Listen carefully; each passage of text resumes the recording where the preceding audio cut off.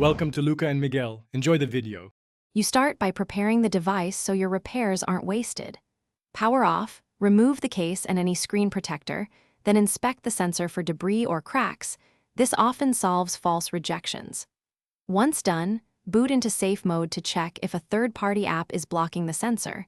Safe mode isolates system services. Make sure the battery is above 20% and install any pending Android updates, because driver fixes often arrive with system updates and can restore sensor function. You now tackle software-level causes. Start by deleting all saved fingerprints and then re-enroll 3 to 5 prints, capturing varied angles and consistent pressure, because the sensor learns patterns.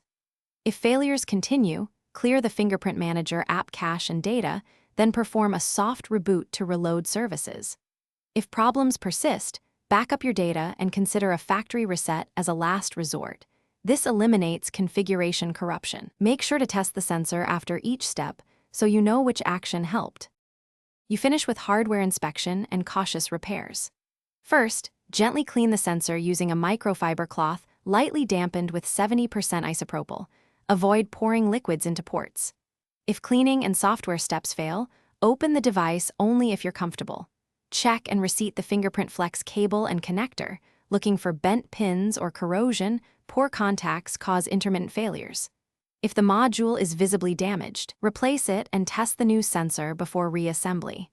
Troubleshooting tip: if intermittent, keep a short log of conditions when failures occur. Thanks for watching and please subscribe. It's the best investment you'll ever make.